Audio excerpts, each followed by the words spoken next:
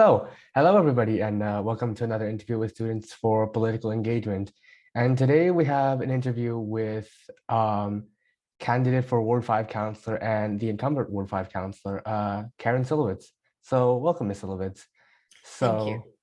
Just off the top, I think if you could just give a short introduction of yourself, and on top of that, what you think some of your greatest achievements have been so far on council, things that you've managed to accomplish.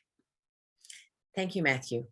It's an honor to be interviewed by the Students for Political Engagement. I'm very proud of you guys for doing this. It's terrific. My name is Karen Cilevitz, and I am running for re-election for a third term. I was first elected in 2014, and then I was re-elected in 2018.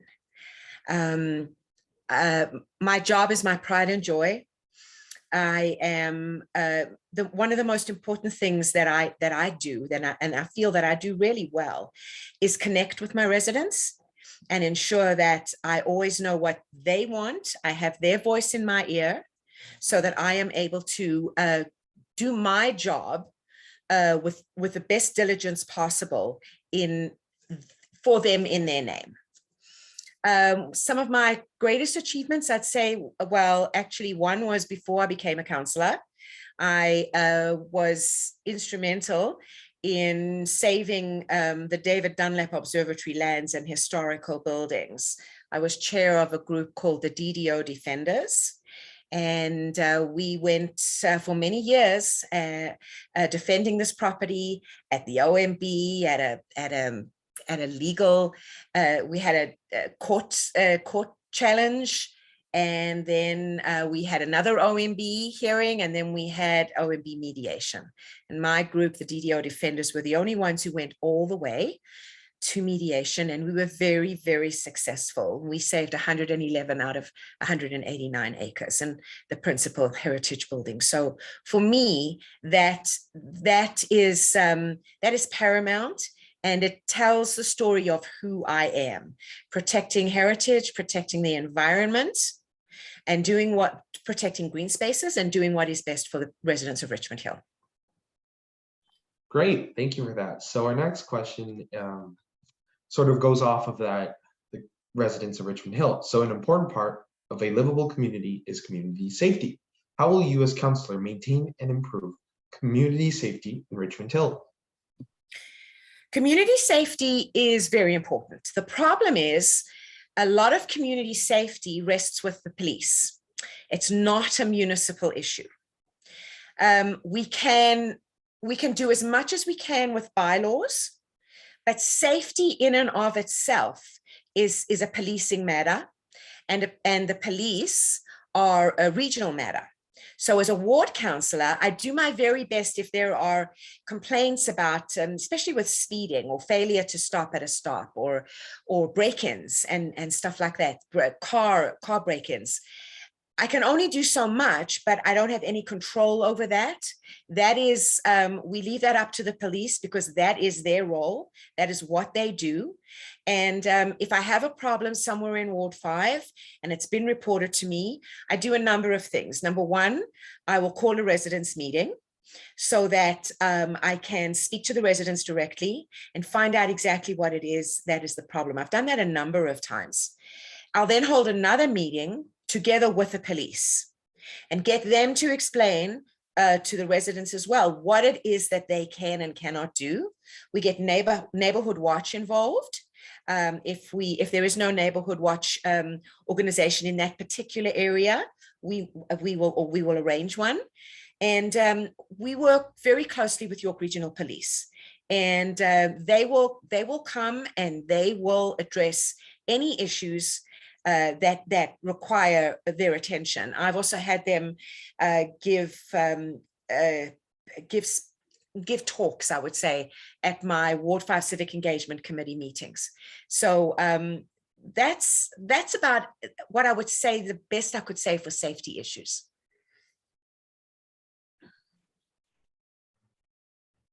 All right, thank you. Matthew has the next question. Yes, so I think the next question is on finances. So as a municipality, the financial health of the city is obviously an important part of its operation. And so what will you do as councillor to continue to ensure that Richmond Hill is on good financial grounds, while at the same time providing the same or improved services? Thank you, Matthew. For the past 8 years, as a member of council, I've been also a member of the budget committee. And we go through annual budgets. We do two always. You do the operational budget and you do the capital budget. Capital budget generally is expanded over 10 years so that we know what it is that's coming at us so that we can prepare for it. Operational budget's a little bit different, and it's about the everyday things that we need to do. Do we need more bylaw officers? Can we hire more fire people? Can we build something? Is it possible for us to fix a road? Those kinds of things. And mixed in amongst all of that is the most important: how do we manage taxes? So when Richmond Hill collects taxes, if you look at it as one loonie, just to simplify it, 50% of that incoming tax goes to the region, 25% goes to the school boards, and 25% comes to the city. So we only get 25 cents out of every dollar. So that explains how much we are even more. We even have a greater responsibility to ensure that our budgets work for the community as well as for the municipality. So as a responsible government and as a responsible councillor, it's always good. You always have to balance. How do you keep taxes low, but how do you ensure that budgets and the city's coffers have enough money in them in order to proceed appropriately? And we were the past 4 years, we kept a 0% tax increase, which was very important through the COVID years. It's going to change a little bit come the next 4 years. We're going to be under a lot of pressure, but I have no doubt that whichever council is in place, they will take very good care of the municipality's financial responsibilities. So I'm sorry if I missed it, but did you explain how you or where you stand on exactly how to manage this? Because you sort of explained the balance that exists, but not really what you would do to maintain this balance. Well, as a councillor, you want to be responsible and accountable to and transparent to your residents. So we hold public meetings. Everything is done in the public. We can have public consultations. We hold public council meetings. So that gives everybody, all stakeholders, residents and other stakeholders, the ability to come forward and speak to us in council chambers. It also gives them the ability to speak to us at any point, say through email or a telephone conversation. And to me, that's very important, keeping those channels open. So if there's anything that is a need in the community, I know that I can address that. And I have done that a number of times through the operating budget and the capital budget through my past 8 years. I've done that a number of times to ensure that Ward 5 is appropriately serviced. Better? Okay. All right, thank you.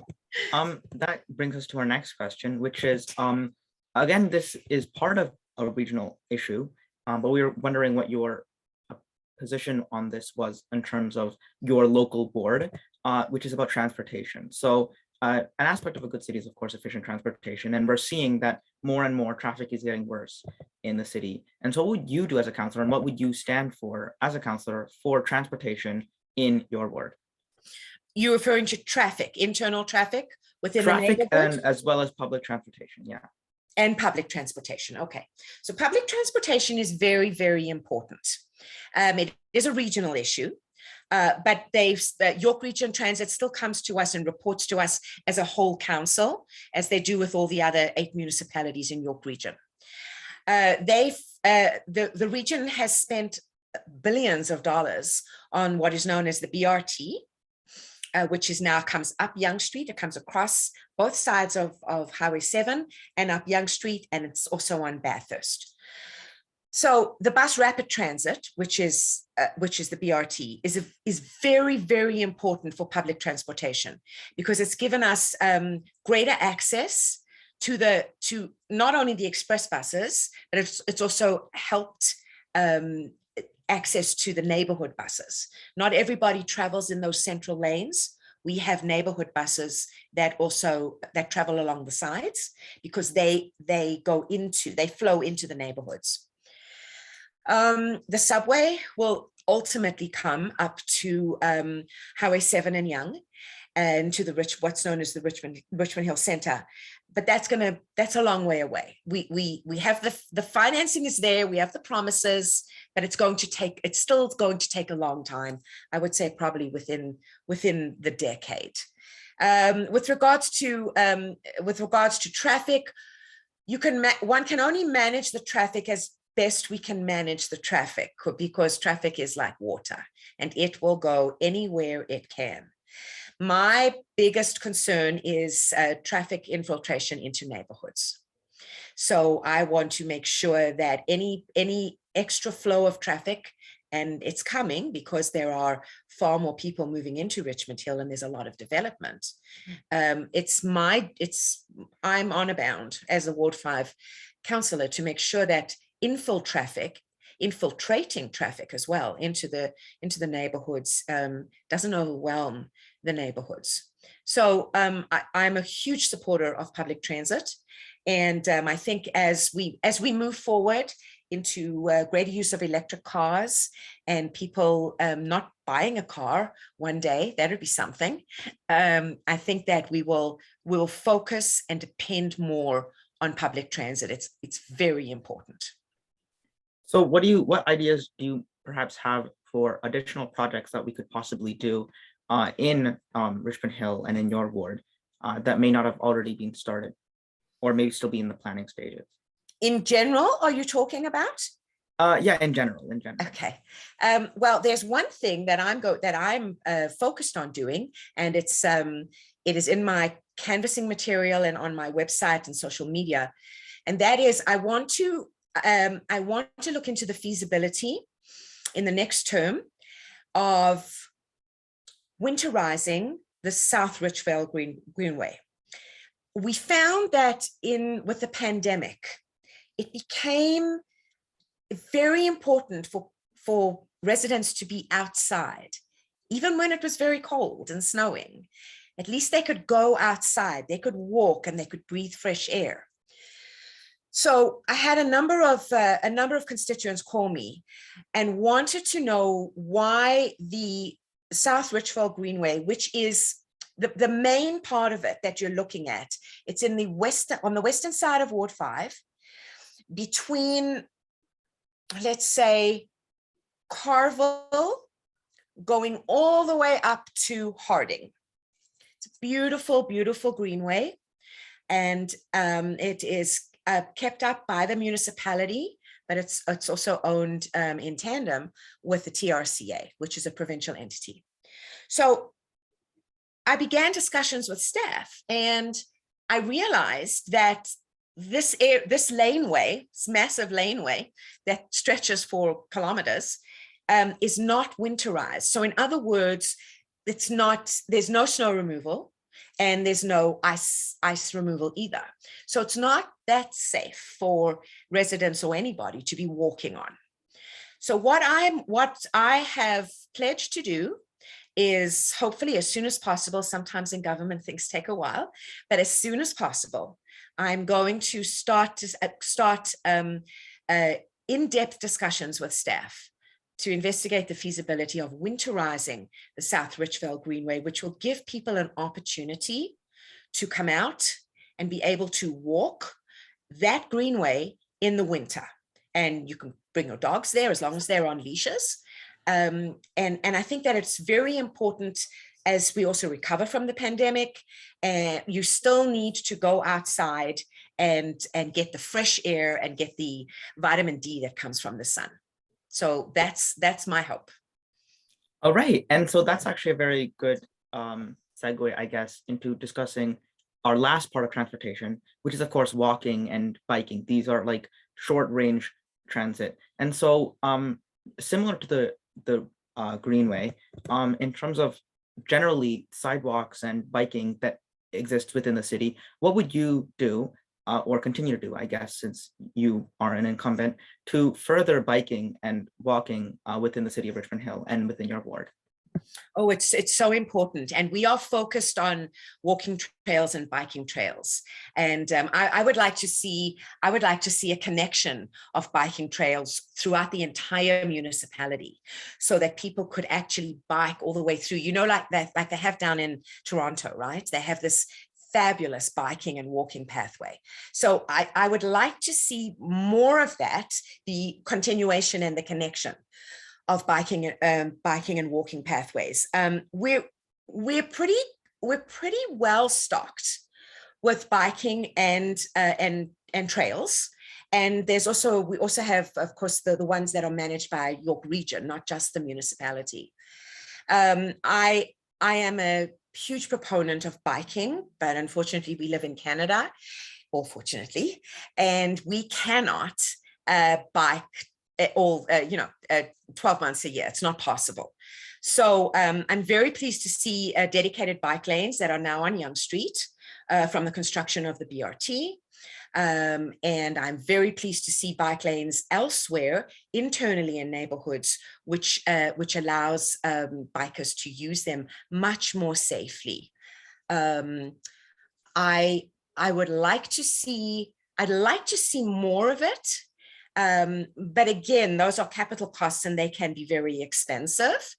I have seen what was done on Leslie Street between 16th and Elgin Mills. Between the region and the municipality, they redid the sidewalks and they put in a biking path as well. That is very important because one has to be very careful when bikes are on the sidewalk and how they interact with pedestrians, because there's a lot of people out there who don't want bikes on sidewalks. And we now also have electric bikes and they're silent. So there's a lot of discussion about that and how we can make sidewalks safe for everybody if you are also going to have bikes on them. So Yeah. I look forward to continuing those conversations, but I think that Richmond Hill has done a very good job with that. And again, I would remind people that they must always obey the traffic laws and they must always wear a helmet. All right, Thank thank you. you. So as you mentioned before about particularly, the David Dunlap Observatory, green spaces are actually very important to Richmond Hill. So how will you work to continue to protect and improve the environment of Richmond Hill? Green spaces are incredibly important, Sean. Thank you for that question. What green spaces do is they allow us to be outdoors, healthy activity, and to breathe fresh air. Not only that, green spaces act as a carbon sink and they clean our air.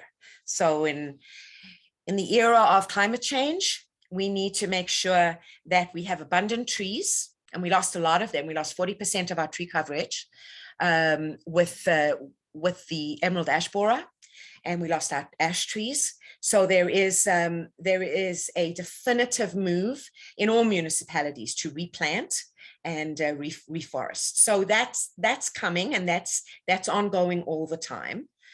The protection of our green spaces is critical because Richmond Hill, as a municipality, actually has no more green spaces that we could acquire. We have everything that we have. If we get an extra park space, it would come from a development, but it's not always possible to get that. So you get cash in lieu, and then we can do something else with that money, which is usually some kind of a community asset that we can put in a library or something like that. But it's very important that we protect the green spaces that we've got now, because that is something that's not going to really get much bigger. The acquiring of 111 acres, and we only paid for 19 of them. The rest was given to the municipality by the builder. It was so important to get those extra 111 acres, because otherwise they wouldn't have existed. So I'm very proud of that. And the David Dunlap Observatory Park is now a recognized National Historic Site. And we are, I am vice chair on the David Dunlap Observatory Park Steering Committee. And I will do everything in my power to ensure that that park, which is known as a destination park, is going to be well used by all residents, especially as we intensify our development up Yonge Street. There's going to be a lot of condos, and a lot of those people living in condos, they don't have a backyard, or they don't have green space. So the David Dunlap Observatory Park is going to not only be a destination park for people who will come to visit the park, but also it becomes the backyard of those who live here but don't have a backyard. Would you mind maybe speaking to what exactly you're going to do with the development of the David Dunlap Observatory Park? Because obviously right now it's mostly just green. I was wondering what the plans exactly were. Well, there's a major plan in place, and but it will take years in order for it to come to fruition. And again, it's always about money. It's always about budgeting. So we have to make sure that when we do something and it comes out of the capital budget, that we have the funds to do it, and we have to be able to replenish any coffers that we take the money from. We have to be able to put the money back in. So it's a very delicate balance. The David Dunlap Observatory Park right now, we've added some more walking trails, which is great. We are going to be putting pickleball courts in there, which will be excellent as well. And because pickleball is a very sought after community recreation at the moment, and we don't have enough courts. So I believe 8 courts are going to be built there. And there is so much outreach that is done through the astronomy societies that help the city run the outreach courses there. And there are summer camps there as well. So there are many things that we have planned. Perhaps there will be, hopefully, there can be a splash pad there, which would be have an astronomical flair to it. And there's many things I've thought about. We have discussed in our committee meetings about having an Indigenous center there as well, because we have a very important history with First Nations on their ancestral land, which really needs to be highlighted as well on the David Dunlap Observatory land, because it goes way back before any of the settlers came here. The observatory will continue to function as an educational outreach, as does the administration building, which now houses some offices. And we're waiting to get possession of Elmsley, which is the historical farmhouse. And something will be done with that as well. Currently, there's someone living in it, but eventually it will come to us. And my idea for Elmsley has always been to make it into a tea house. Jessie Dunlap, who is one of Jessie Denelda Dunlap, who was David Dunlap's wife, who was responsible for getting the observatory there, with Dr. Clarence Chant. She loved her tea. She was in that way. She loved having tea. So we'd love to see Jessie's tea house come into the Elmsley. The problem is that it's a historical house, right? And these our heritage houses, it's very difficult with the AODA, accessibility.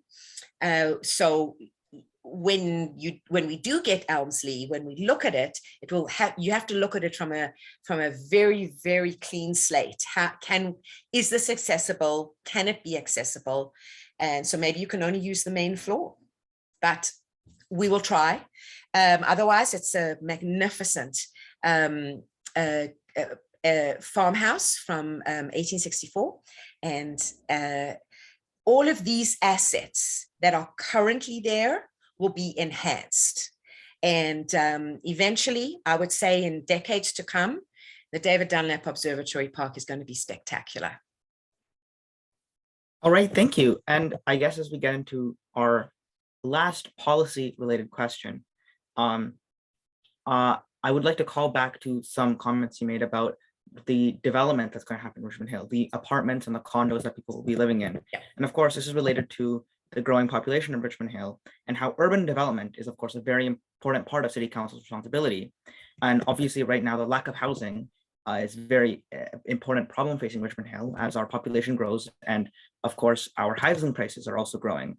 So on the other hand, the density of housing is something, and the adequate services that need to be provided is something that different people who are vying for City Council have many different opinions on.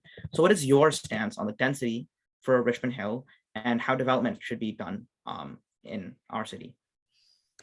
Well, we are governed by the province, by the growth plan, the greater growth plan for the greater Golden Horseshoe. So we are mandated by the province to grow our urban areas. And that's exactly what we're doing. So when you look at official plans, they telescope out decades, because what we are planning for now is you're actually planning for the future.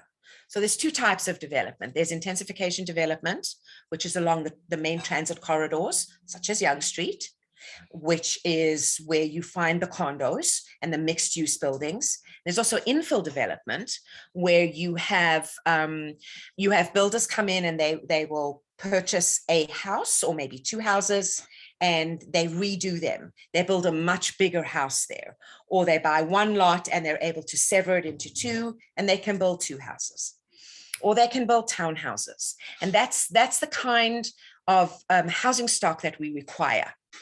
The problem with affordable or as I call it, attainable housing, is that we as a municipality have very little, if no say at all, with regards to real estate prices.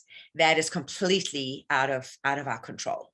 And the price of housing is completely reliant on that, whether you're purchasing or whether you're renting. So it's an enormous concern for municipalities everywhere, and especially in Richmond Hill, because Richmond Hill is very sought after to live in, but it's also very expensive.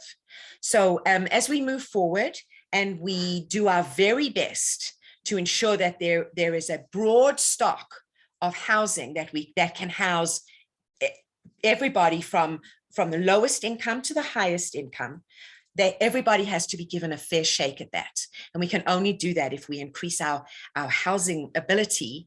But that also comes with development, right?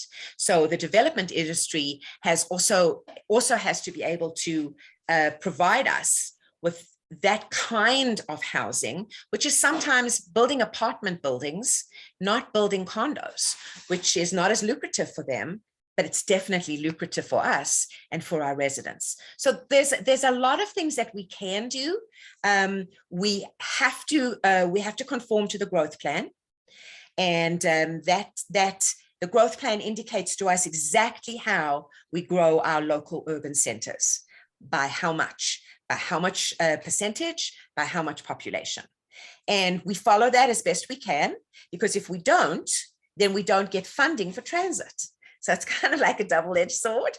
And yeah, it's this balance that is very, very important to a municipal councillor and a municipal council itself, as well as the region, because you have to figure out how to balance that. And buildings are not built in a day. It takes years and years for some applications to come to fruition. So it's on a sort of a sliding scale. Sometimes it goes that way, sometimes it goes this way. But in general, I do believe that the municipality is, as the years and the decades go by, that we will be able to organize and originate housing stock that will be suitable for everybody. All right, thank you. And just very, very quickly, would you support very high intensification along Yonge Street, or spreading it a little bit out among some of the other major roads?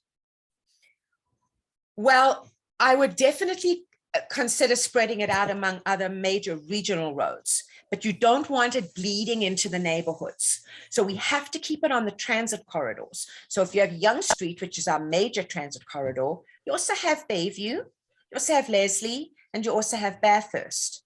And you have the east-west corridors as well, Carville, 16th, Major Mackenzie, Eldon. So you can put slightly higher densities there, but you cannot put massive dense buildings in those particular areas. We have to keep them on the intensification transit corridors, because it's also very important that that people who start moving in to these areas, that they have a public transit at their fingertips. All right, thank you. All right, yes, thank you for that answer. And I think this will be our last question, and it's on the future. So we've previously talked about some of the things that you feel like were your greatest achievements, and we've spent a bit of time also talking about what you want to get done in the future. So what are some things that you would prioritize getting progress on if you were reelected? It's a great question, Matthew. I think what we need to do is we need to always ensure that we have a fair budget and a balanced budget. That is one of the most paramount things that we can do as a municipal council. We need to ensure that that development is balanced as well. As we were just speaking, you've got different kinds of development. We have to make sure that what is being built, we can manage, because it's all very well to keep building, but you have to be able to manage it. And if you cannot manage it and you don't have the infrastructure in place, it's going to be a problem. And one other thing I would definitely look at is how I interact with my residents. I formulated into my first term, 2014 to 2018, what's known as the Ward 5 Civic Engagement Committee. And it was very, very successful. I had a residents committee run by the residents. I had a chair, and we would meet about 4 times a year and have discussions and sort of a town hall, and then have people come in and like YRP and give us some very, very good talks. And what I want to do is I want to get that going again, because it kind of died away in COVID, right? Because we couldn't have any public meetings.